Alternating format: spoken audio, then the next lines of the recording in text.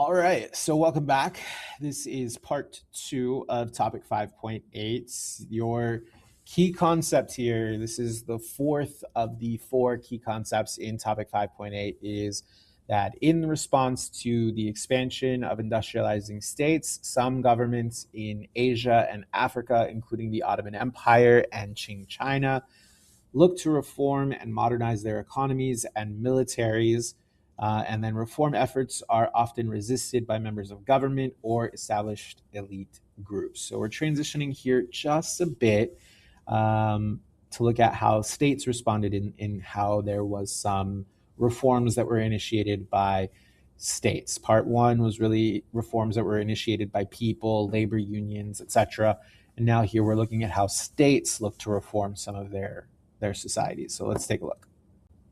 So we'll begin this process, really our exploration of the responses to industrialization outside of Europe with the Ottoman Empire. So we want to take a look here at these two images of Sultan Mahmud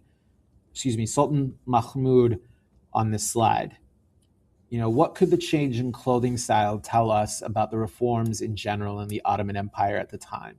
What influenced Mahmud to change from the more traditional style of Ottoman attire and Ottoman dress to the style of dress that he has on the right?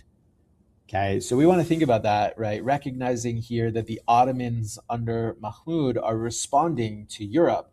They're trying to be more European, adopt a more European style of dress, reflecting this response to trying to industrialize, etc. Right? The Ottoman Empire is no longer at its height by this time.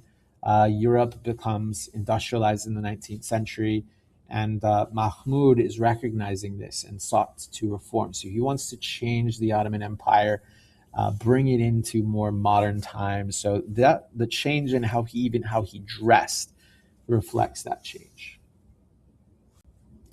One of the most notable changes that Mahmud brings around during his reign is the abolition or the ending of centuries-old Janissary schools. Now, we've talked about Janissaries in the Ottoman Empire before, and these Janissaries are replaced by a much more modern military. If we reflect back, the Janissaries were known for their moral discipline, their elite social status, their elite status as soldiers. They were responsible for the defense of the empire, the protection of the Sultan. But by the 17th century, by the 1600s, the Janissaries really function a lot less as military elites and more like a group of privileged, hereditary, wealthy class. So the population, the general population, really grows like discontented towards the Janissaries because the Janissaries don't pay taxes, but they collect tax from everyone else, right? So they sort of see them as like these free riders. And the Janissaries become so powerful that they essentially were undermining the power of the Ottoman Sultan. So Mahmud recognizes this and begins to work on forming a new army for which he was recruiting European gunners. And so this action, this results in this all-out mutiny of the Janissaries against Mahmud in the capital. The Janissaries were forced back into their barracks, and this is known as the auspicious event. And it marks the official ending, the official disbanding of the Janissaries. All of the remaining Janissaries are exiled from the Ottoman Empire, or they're imprisoned, or they're executed. And by 1826, the remaining Janissaries in the empire are executed by decapitation. And many of those executions took place in the Thessaloniki fort, which gained the nickname the Blood Tower. You see that there. A new modern military corps called the Asakir, the victorious soldiers of Muhammad, was established by Mahmud to guard the Sultan and replace the Janissaries, but again, reforming the military system in the Ottoman Empire.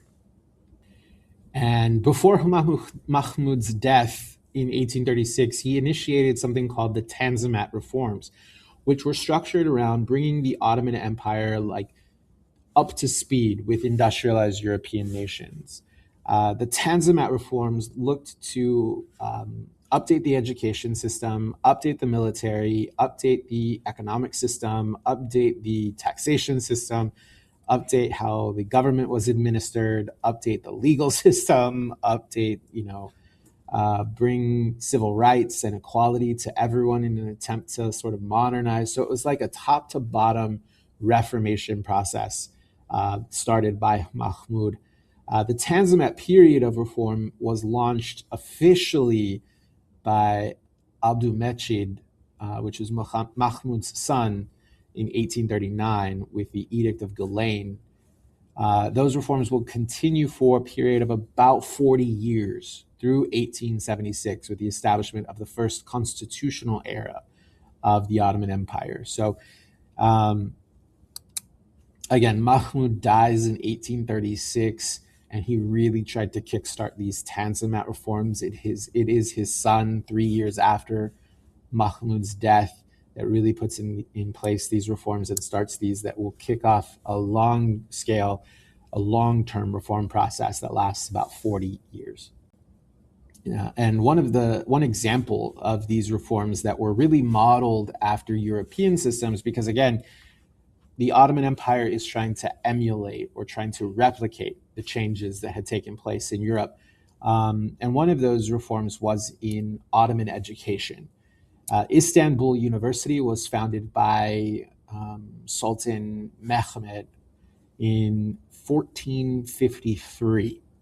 And that was after the Ottoman conquest of Constantinople. In 1846, during these Tanzimat reforms, Istanbul University was reformed and modeled after European higher education, European colleges and universities. And this made the university the first in the Ottoman Empire that emulated that European style of education. In addition to European-styled schools, education kind of in general becomes more secular, less religious, more worldly, less under the control of the Muslim scholars. And this really helps expand educational opportunities to more people across what becomes a very diverse empire. We could go into some detail about a lot more of these Ottoman reforms, but that will certainly take up a lot of time. But what is important for you to know here, not so much the exact details of every single reform, because as like I mentioned, this was like a top to bottom reformation process that took 40 years time. But what is important for you to really know and really take away here is that many aspects of the empire were reformed to make the Ottoman Empire, which today is Turkey, to be more like the European system, right? And this slide here simply uses education as one example out of the many aspects of these reforms in the Ottoman Empire. Now, one group that we will hear about much more in Unit 7 when we cover World War I are the Young Turks. The Young Turks are a revolutionary movement made up of young military officers and intellectuals that really comes around in the late 19th century, the late 1800s. They would advocate for a constitutional monarchy, a king whose kingdom, essentially, is operated under a constitution, kind of similar to how the United Kingdom works today. So they advocate for this constitutional monarchy. They advocate for reinstating the Constitution of 1876, which had been suspended by the Sultan at the time, Abdul Hamid. And they really wanted more radical political reforms than those that were introduced during the Tanzimat period. The Young Turks saw these Tanzimat reforms as insufficient. Like it wasn't enough for them, right? Even though it was a top to bottom reformation process of the Ottoman Empire that takes 40 years time, the Young Turks say it's not enough. And these reforms weren't effective in really addressing the decline of the empire. And again, remember, this is the period where the Ottoman Empire is starting to decline. It is no longer at its peak. The Young Turks movement has a lot of support within the military, um, and the Young Turks used the military as a base to really exert political pressure. And they would go on to successfully restore and reinstate the Ottoman Constitution of 1876 through a military coup in 1908. So we'll talk about that a little bit more in Unit 7. Um, so we'll encounter them again as we approach World War One during Unit 7 in the course. Now, like the Ottomans and the Japanese, the Qing dynasty also saw Western industrialization as a threat, and this pressure really drove them to put on place their own reforms in the 1800s. So we'll talk about that a little bit more here. And we want to provide some context. The Opium Wars is part of that context. These are two major conflicts in the mid 19th century, the mid 1800s, that serve as context for understanding China's self strengthening movement. These wars are between China and the Western powers, particularly Britain, and they're centered around the trade of opium and China's sovereignty. The first Opium War starts when China, under the Qing dynasty, really wanted to end the opium trade, which was being aggressively promoted by British traders. The resulting war ended with a Treaty of Nanking in 1842, which put in place some harsh conditions on China, including China giving Hong Kong to Britain and opening up several of its ports to foreign trade. The Second Opium War expanded to include France alongside Britain against China. It was started by further disputes over trade and diplomatic relations, and the war itself concluded with the Treaty of Tansin, which led to even more concessions from China, including the legalization of the opium trade. Opium is a drug, right? Legalization of the opium trade and the opening of additional ports to foreign influences. So these wars highlight China's military weakness and the technological shortcomings that are compared to the Western powers. They're very humiliating defeats, and the unequal treaties that follow this war um, expose the Qing dynasty's vulnerability and the urgent need for modernization. And again, this sets the stage for the self-strengthening movement. This movement in the late 19th century wanted to modernize China's military, economy, and technology by selectively adopting Western practices and maintaining some of the Confucian principles and governance. We'll cover the Opium Wars themselves in more detail in Unit 6. This is just sort of a quick introduction so we can see why China felt the need to modernize. Now, even though China had invented gunpowder, its military capabilities were really far behind those of the industrialized Europeans, the industrialized British. The two defeats in the Opium Wars really made this very painfully clear to China, and the self strengthening movement was Qing China's answer to this problem. The movement to really update China's military occurred late in the dynasty and was a direct response to the Opium Wars and both British and French military superiority. Much like we saw with Japan's efforts to modernize after the expeditions of Commodore Perry, China's encounters with Western military prompted change. And the goal of the self strengthening movement was to update the military while keeping the traditional values and governance intact. Um, so again, the goal here, modernize the military, modernize industrial capabilities by adopting the technology, but retaining traditional Chinese values and governance. The self-strengthening movement then was led by key officials such as Prince Gong, Zheng Gofeng, and others. I'm not going to try to pronounce all these names for you because, again, someone in your class is going to correct me, I'm sure. But these reforms are successful at advancing China in several key areas. Their military is updated with modern arsenals. They have new shipyards that produce navy fleets. Infrastructure like telegraph lines and railroad projects are undertaken. The mining and the textile industries are developed. You see educational reforms encouraging students to study in Western countries, learn foreign languages, things like that. And Chinese diplomats are trained in international law. And that last part was really important as China wanted to renegotiate some of these unequal treaties that resulted from the Opium Wars.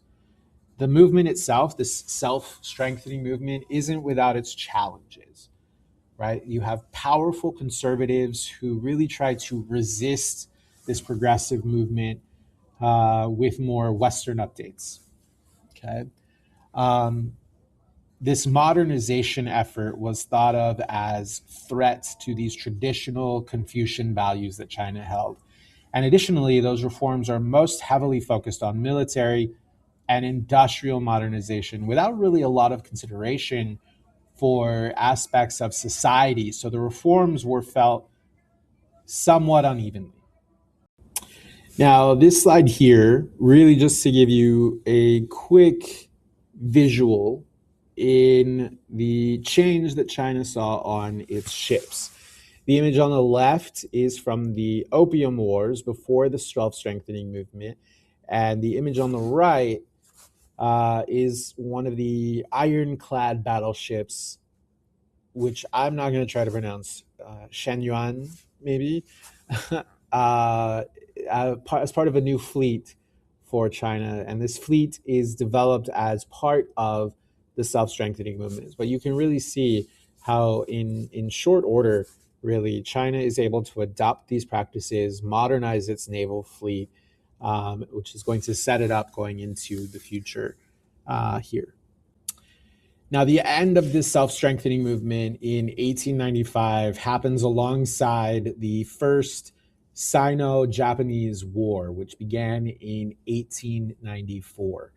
The war is fought between China and Japan over influence in Korea. Now, again, this is really short order for a modernization movement in China. This war, this Sino-Japanese War, happens in 1894. The self-strengthening movement started maybe 20-ish years prior. So this war is fought between China and Japan over influence in Korea. China loses. They're defeated by Japan, who had itself, as we've learned, successfully transformed themselves into a major world power through the Meiji Restoration. But this defeat really showcased some of the shortcomings that China's self-strengthening movement still had, and really highlighted a need to introduce even more reforms and even more modernization. So again, this war happening in 1894, but again, China knew it had to go farther. Now, Emperor Guangzhou here, and again, I know there's someone in your class who will probably correct my Chinese pronunciation. But the emperor here reigned over Qing China from 1875 till 1908. And he suffered the loss in this first Sino-Japanese War. And there were more concessions to foreign powers, like leasing territory to Germany. This is why the Chinese city of Chengdu, Changtao, maybe, still has some strong German influence in its architecture and really remains a center for beer production in China. But these events lead to Emperor Guangzhou initiating something called the 100 Days Reform. The purpose of this 100 Days Reform was to really rapidly advance modernization and fill in some gaps that were left behind from this self-strengthening movement. It's more of an effort put into reforming things like education, including getting rid of the civil service exams. And if we remember, we talked much earlier in the course about these civil service exams establishing Peking University, now Beijing University, as a leading center of um, liberal arts and science, establishing agricultural schools in every province, which we did here in the US. We established a lot of agricultural and mechanical universities, Texas A&M University being one of those. But we did the same thing um, in the US, reforming basic education to be focused on math and science rather than on religious or Confucius texts. um, the establishment of a naval academy to train people to fight. That would be encouraging studying abroad for imperial family members. Right, these are all major shifts in education that would be at the center of opposition to the reforms that we look at on the next slide. In addition to all of the educational reforms, other reforms included moving from an absolute monarchy to a constitutional monarchy and further adoption of Western technologies. And again, there was significant, I should say, opposition from many of the traditionalists in the Qing court and bureaucracy who were very suspicious of Western ideas and very suspicious of Western technologies. They believed that those reforms would really undermine the Confucian values that were at the foundation of Chinese society and Chinese governance. The Empress Dowager, whose name I will not pronounce here, but the Empress Dowager was arguably the most powerful political figure in China at the time.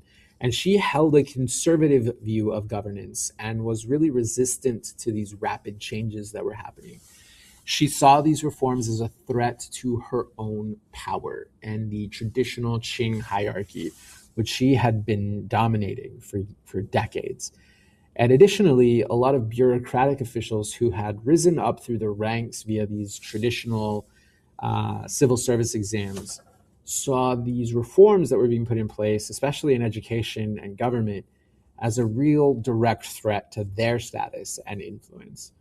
The loyalty of the military as well was a really crucial factor in the successful opposition to these reforms. The Empress Dowager kind of had grown this support among the military leaders, which really proved to be a decisive factor in her ability to oppose the reforms. Now, the Empress Dowager um, sensed the growing momentum of the reform movement, and she began to sort of prepare for intervention. And she communicated with key military and political leaders and ensured that she had their support for her actions. In September of 1898, she acted swiftly and decisively and orchestrated a coup, taking control of the government. The Guangzhou emperor was effectively sidelined and placed under house arrest at the Summer Palace. And following this coup, the Empress Dowager reversed most of the reforms that had been put in place. And reformers were purged from government.